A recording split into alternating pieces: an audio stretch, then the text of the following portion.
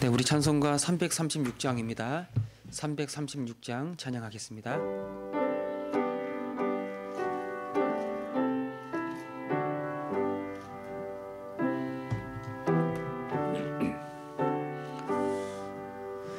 환난과 핍박 중에도 성도는 신앙 지켰네.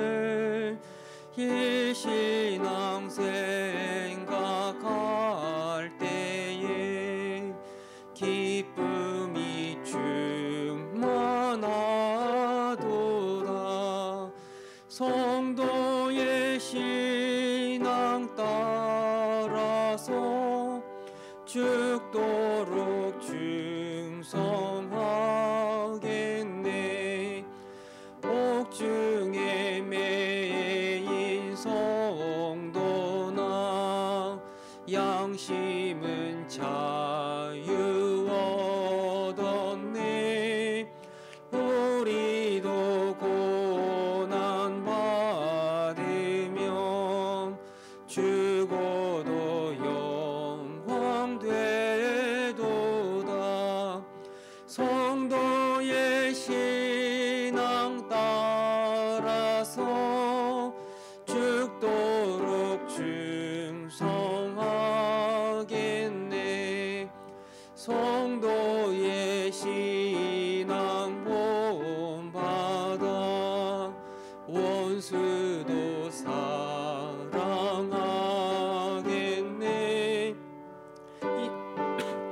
언어의 행실로 이 신앙 전파하리라.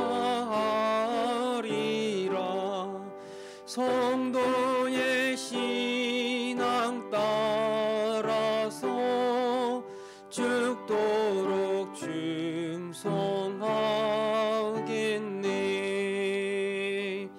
아멘.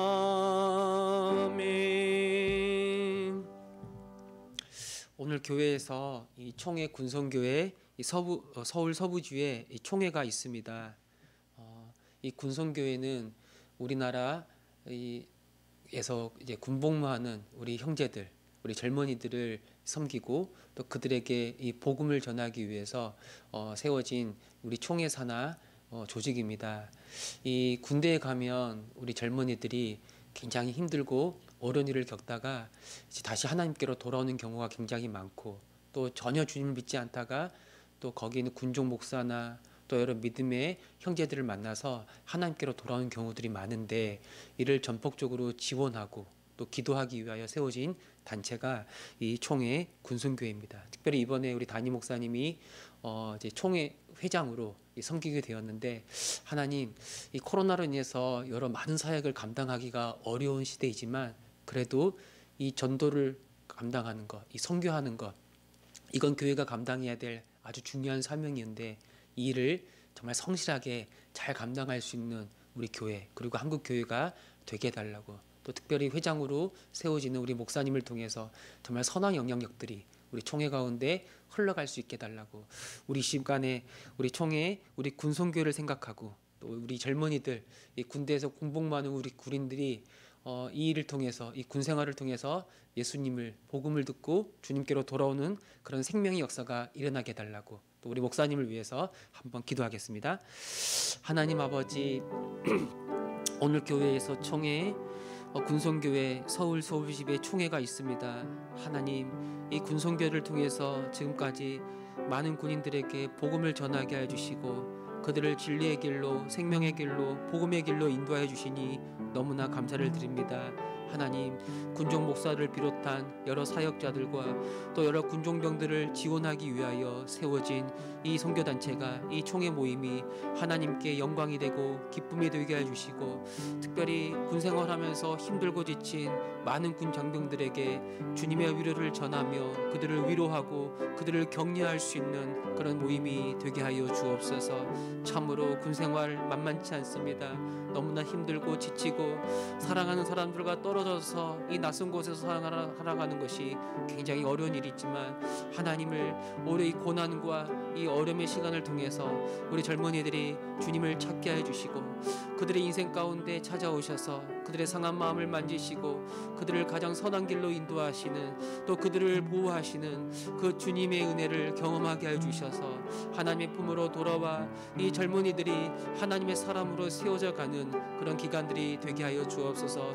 이 일을 이루어 부르심을 받았사오니 이 일에 힘쓰는 우리 목사님들에게 지혜와 능력 주셔서 잘 감당하게 해주시고 우리 담임 목사님 특별히 이번에 서부지역 지회 회장으로 부르심을 받았사온데 이 일들을 지혜롭게 잘 감당하며 선한 영향력을 끼치며 많은 목사님들을 이끌어가고 섬기기에 부족함이 없도록 은혜 위에 은혜를 더하여 주옵소서. 하나님 코로나 때문에 어려운 시기지만 우리가 이 전도 이 선교의 사명 끝까지 감당하기를 원합니다. 감당할 수 있는 지혜와 힘을 더하여 주셔서 하나님께 영광 돌리고 많은 사람들이 하나님의 복음을 듣고 주님께로 돌아올 수 있도록 우리를 사용하여 주옵소서. 영광 받아 주옵소서. 주의 일을 이루어 주옵소서. 아멘. 주님 하나님 아버지, 오늘 교회에서 서울 서부지회 군성교회 총회가 있습니다. 이 군성교를 통해서 하나님께서 지금까지 수많은 젊은 군인들을 하나님의 품으로 인도하시고 또 그들을 섬길 많은 사역자들을 섬기도록 인도하셨는데 하나님 더 주 앞에 주의 영광을 위하여 쓰임 받을 수 있는 그런 우리 군성교회가 되기를 원합니다. 특별히 우리 젊은이들 이 군 복무를 위해서 군대에 가게 되는데 참으로 힘들고 어려운 일들을 많이 겪습니다. 그때 오직 우리 주 예수 그리스도 주님의 위로가 그들에게 임하게 해주셔서 이 세상 사람들이 이 세상에서 맛볼 수 없었던 진정한 하늘의 기쁨과 하늘의 위로를 경험하게 해주시고 하나님께로 돌이키고 예수님을 인격적으로 만나고 완전히 거듭나는 그런 놀라운 기회들이 되게 하여 주옵소서. 이를 위하여 많은 목사님 또 많은 장로님들이 이 일에 마음을 모으고 힘을 모으고 애쓰고 있습니다. 특별히 우리 담임 목사님 이번에 총회장으로 회장으로 부르심을 받아서 이 일을 감당하고 있는데 그에게 지혜와 능력을 더하여 주셔서 부족함이 없게 해 주시고 여러 목사님과 장로님들과 함께 이 일에 귀하게 쓰임 받을 수 있도록 주께서 역사하여 주옵소서. 주님이 함께 하심을 믿사옵고 우리 주 예수 그리스도의 이름으로 기도합니다. 아멘. 말씀 보겠습니다. 사무엘상 20장입니다. 사무엘상 20장 35절에서 우리 42절 말씀입니다. 20장 35절에서 42절 말씀 우리 한 절씩 교독하겠습니다. 아침에 요나단이 작은 아이를 데리고 다윗과 정한 시간에 들로 나가서 에게 이르되 달려가서 내가 쏘는 화살을 찾으려 하고 아이가 달려갈 때에 요나단이 화살을 그의 위로 지나치게 쏘니라. 아이가 요나단이 쏜 화살 있는 곳에 이를 찌우매 요나단이 아이 뒤에서 외쳐 이르되 화살이 내 앞쪽에 있지 아니하냐 하고 요나단이 아이 뒤집에서 또 외치되 지체 말고 빨리 다름질하라 하며 요나단의 아이가 화살을 주워 가지고 주인에게로 돌아왔으나 그 아이는 아무것도 알지 못하고 요나단과 다윗만 그 일을 알았더라. 요나단이 그의 무기를 아이에게 주며 이르되 이것을 가지고 성읍으로 가라 하니 아이가 가매 다윗이 곧 바위 남쪽에서 일어나서 땅에 엎드려 3번 절한 후에 서로 입맞추고 같이 울되 다윗이 더욱 심하더니 다윗에게 이르되 평안히 가라. 우리 두 사람이 여호와의 이름으로 맹세하여 이르기를 여호와께서 영원히 나와 너 사이에 계시고 내 자손과 내 제손 사이에 계시리라 하였느니라 하니 다윗은 일어나 떠나고 요나단은 성읍으로 들어가니라. 아멘. 이 요나단은 그 아버지 사울이 이 다윗을 죽이려는 그 마음을 알게 되었을 때 이건 하나님의 뜻이 아니다라고 분명하게 아버지에게 이야기하죠. 다윗을 죽일 만한 이유가 없다는 겁니다. 그럼에도 사울은 다윗을 죽이려고 하고 또 자기를 말리는 요나단을 죽이기까지 하려고 하는 거예요. 폐영부도한 계집의 소생이여 라고 말하면서 아주 폭언을 퍼붓고 심지어 다윗에게 그랬던 것처럼 창을 던져 이 아들마저도 죽이려고 하는 거예요.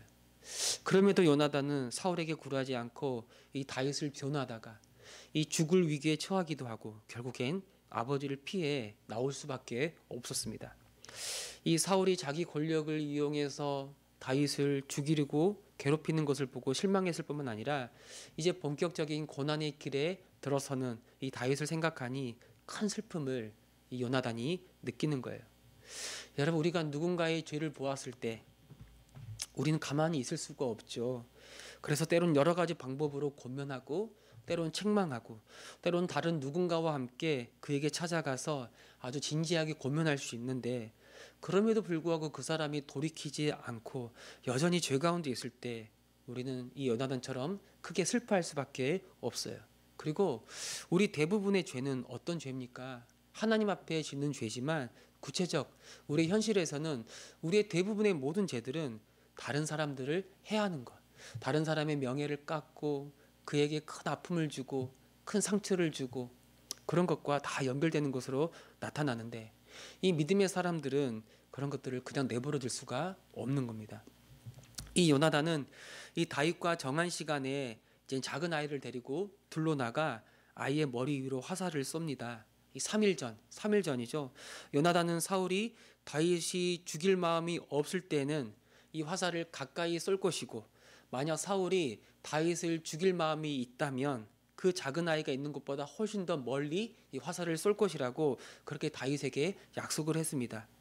이 사울은 이미 다윗을 죽이려는 마음을 굳게 정하고 있었고 그 마음이 절대 바뀌지 않을 것이라고 그렇게 확인했기 때문에 요나단은 그 약속대로 이 정한 시간에 화살을 그 아이가 있는 곳 더 멀리 보내고, 그리고 화살을 찾는 그 아이에게 화살이 네 앞쪽에 있으니 네 앞쪽에 있지 않고 더 멀리 나가 있으니 빨리 가서 찾으라, 그렇게 외치는 거예요. 이 화살을 찾으러 가는 이 아이 입장에서는 지금 무슨 일이 일어나고 있는지를 전혀 모르죠. 그러나 이 들에 숨어있던 그 바위 뒤에 숨어있던 다윗은 이 요나단의 이 외침이 어떤 의미인지를 정확히 알고 있죠. 사울이 다윗 자기를 죽이려는 생각이 아주 분명하기 때문에 이젠 성읍으로 돌아갈 수 없고 이젠 도망가야 된다는 걸 이 다윗은 알게 되는 거예요. 지체 말고 빨리 다름질하라. 지체 말고 빨리 다름질하라. 이제 다윗은 도망자의 삶이 시작이 되는 거예요. 이 사울을 비롯한 이스라엘 모든 사람들, 모든 군대가 이 다윗을 대적으로 삼고 있고 그는 발견 즉시 사로잡히거나 죽임을 당하게 될 것입니다. 지금 피하지 않으면 그는 큰 어려움에 직면할 거예요. 그러니 이제 지체 말고 뒤를 돌아보지 말고 도망가야 하는 거예요. 피할 수 있는 길이 없으니 속히 도망가라고 그렇게 외치고 있는 겁니다. 여러분, 우리가 고난을 당할 때, 고난을 만날 때 하나님은 반드시 하나님의 사람들에게 그 고난을 피할 수 있는 그 길을 열어주는 거예요. 우리가 감당할 수 있는 고난만 주실 뿐만 아니라 그 고난이 우리 가운데 올 때 그걸 피할 수 있는 길도 열어주시는 거예요. 이 요나단을 통해서 사울의 마음을 알게 되었을 때, 그리고 이제는 알게 되었을 때 다윗은 이제 그가 어떻게 처신해야 될지도 알게 되고 더 이상 기다리지 않고 지체하지 않고 움직여야 하는 거예요. 어찌 보면 이제 도망자의 삶이 본격적으로 시작되기 때문에 그 삶은 아주 비참하고 정말 초라하고 앞으로 큰 시련과 큰 고난이 더 그에게 찾아올 수도 있을 거예요. 그러나 하나님은 이 다윗의 고난의 시간들을 통해서 오히려 다윗을 더 하나님의 사람으로 단련시키고 결국엔 그를 이스라엘의 왕으로 세워 가시는 거예요. 이 고난의 시간, 이 도망자의 시간, 이 광야의 시간을 통해서 다윗은 더욱 하나님을 의지하게 되고 또 자기와 함께 서로의 삶을 의탁하는 믿음의 사람들도 만나게 되고 그들과 함께 동고동락하면서 정말 말할 수 없는 하나님의 은혜, 하나님의 돌보심의 능력을 경험하게 되는 거예요. 이 화살을 줍는 아이, 이 작은 아이죠. 아마 그 요나단의 비서와 같은 그런 아이일 겁니다. 이 아이는 이 요나단과 다윗 사이에 지금 어떤 일이 일어나고 있는지를 알지 못하죠. 다윗과 요나단의 서로 주고받는 신호가 단지 이 신호는 그냥 서로를 개인적으로 살피고 개인적으로 도와주는 그런 차원의 문제가 아니었어요. 요나단의 신호를 받고 다윗이 멀리 도망가는 일은 나중에 이스라엘의 운명을 결정하는 아주 중요한 일이 되고 결국엔 다윗은 이 모든 그에게 닥친 어려움들을 극복해서 이스라엘의 왕으로 등극하고 이스라엘을 모든 대적들로부터 구원할 뿐만 아니라, 여러분, 이 이스라엘이 지금 사울이 왕으로 있을 때 이스라엘은 여전히 전쟁 중이었어요. 무슨 말이냐면 하나님이 이 가나안 땅을 약속의 땅으로 주셨는데 아직도 이 이스라엘 전체를, 가나안 땅을 정복하지 못했어요. 여호수아 때부터 이 정복 전쟁이 시작이 되었는데 여호수아를 시작으로 해가지고 사사시대를 거쳐 이제 왕정 시대가 시작되었음에도 불구하고 아직도 하나님의 나라가 완성이 된 게 아니었어요. 이 정복 전쟁이 언제 끝나는가? 바로 다윗 시대 때 이루어지는 거예요. 다윗이 왕으로 등극하고 그 모든 대적들을 몰아내고 그래서 이스라엘을 통일하고, 그러면서 이 모세 시대 때 하나님이 시내산에서 언약을 맺으며 시작되었던 이스라엘이란 나라가 바로 하나님의 나라인데, 그 나라가 시작이 되었는데 다윗 때에 아주 절정으로 완성이 되는 거예요. 이 요나단은 이 다윗을 통해 일하실 그 하나님을 보는 것이고, 이 일을 위해 다윗을 보호하고 그가 피할 수 있는 길을 열어주는 거예요. 그 화살 줍는 아이는 지금 무슨 일이 일어나고 있는지 몰라요. 여전히 비밀은 숨겨져 있습니다. 그러나 하나님은 결국 이 숨겨진 비밀을 드러내실 것이고, 이 도망자 이 다윗을 통해 이스라엘을 구원하고 이 하나님의 나라를 완성하실 겁니다. 이 요나단은 이 자기 무기를 들고 있는 아이에게 자기 무기를 주면서 이제 성읍으로 돌아가라고 그렇게 말하죠. 아이가 돌아가자 이제 아무도 없을 때 이제 다윗이 숨어있던 곳에서 일어납니다. 아마도 요나단은 이렇게 다윗을 떠나보내는 게 너무 떠나보낼 수가 없어서 마지막으로 한번 만나보고자, 다윗과 만나 작별 인사를 하고자 그 화살 줍는 아이를 자기 성읍으로 돌려보내고 이 다윗을 만나고 싶어 했던 것 같습니다. 이 다윗이 숨어있던 곳에서 나오자 요나단을 보고 크게 큰 절을 3번이나 합니다. 3번이나 큰 절을 올리죠. 아마 이 절은 감사의 인사였을 것이고, 또 이젠 더 이상 이 요나단을 만나보지 못할 것이라는 그런 작별의 인사였을 것이라고 생각할 수 있어요. 그리고 서로 입을 맞추고 같이 우는데 다윗이 더 심하게 울어요. 이 요나단은 왕의 아들이지 않습니까? 그 아버지가 왕이에요. 그리고 아버지의 뒤를 이어 이제 왕이 될 왕자의 신분이에요. 그에 비해 다윗은 너무나 보잘것없는 인생이죠. 그냥 목동이었어요. 그의 출신도. 이런 자기를 동생처럼 아끼고 사랑해주는 이 요나단에게 너무나 감사하고, 자기를 잡아 죽일 수 있었음에도 불구하고 자기를 살려줄 뿐만 아니라 정말 이처럼 피할 수 있는 길도 열어주고, 심지어 하나님의 이름으로 언약까지 맺으면서 자기를 보살펴 주는데 이게 너무 감사하고, 그리고 한 가지, 이제 더 이상 이 요나단을 만날 수 없다라는 그 슬픔, 이런 복합적인 감정이 이 다윗 마음속에 일어나는 겁니다.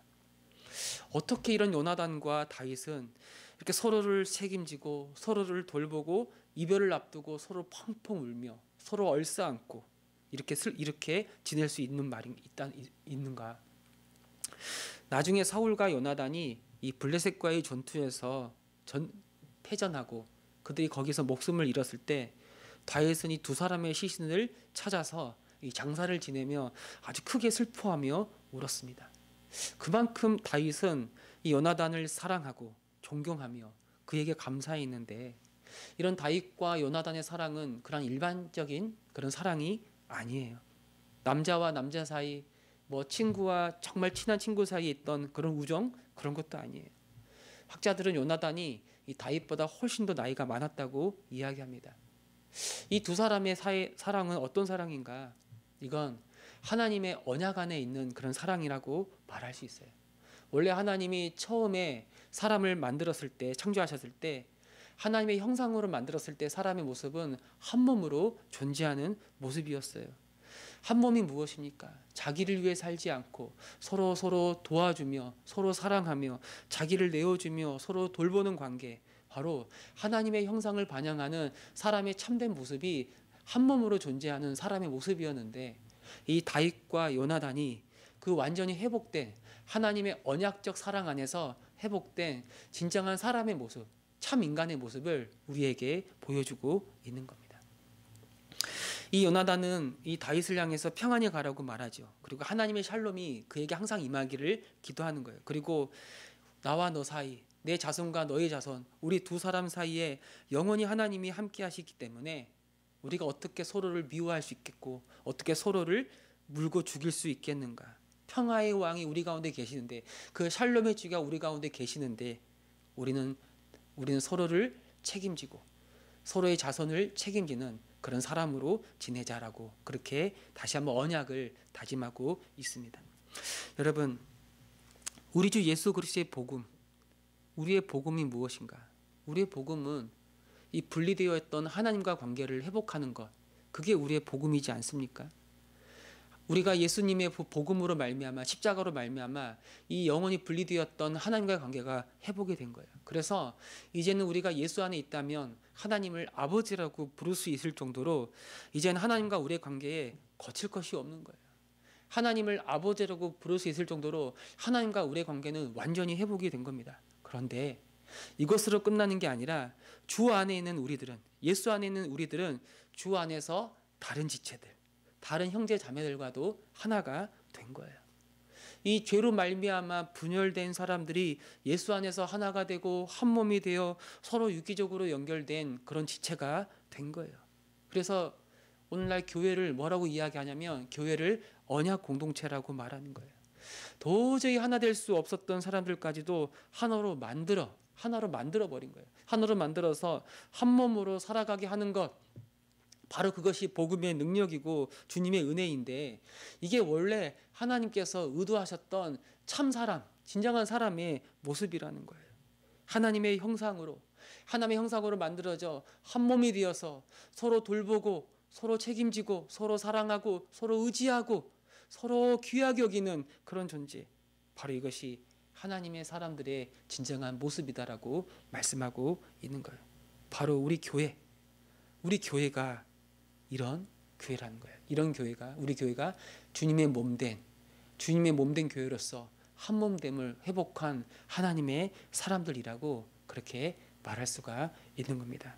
하나님, 우리 교회 성도님들이, 우리 교회 지체 한 사람이 이 요나단과 다윗을 통해 보여주는 하나님의 형상으로서의 참된 모습들, 이런 참된 모습으로 서로 사랑하고 서로 하나 되게 해주시고, 이미 예수 그리스도께서 우리를 예수 안에서 한 몸으로 만드셨는데 그 하나됨을 힘써 지키는 그런 교회가 되게 하여 주옵소서. 참 우리가 어려운 시대를 살고 있는데, 이 어려운 시대일수록 더 살피고 더 돌보고 더 섬기는 가운데 서로의 삶을 책임지고 마음으로 하나 될 뿐만 아니라 실제 돕고 사랑하는 행함과 진실함으로 사랑하고 서로를 지켜줄 수 있는 그런 교회가 되게 하여 주옵소서. 이 아침 이렇게 기도하며 나아가는 저와 여러분, 우리 모두가 되시기를 소망합니다.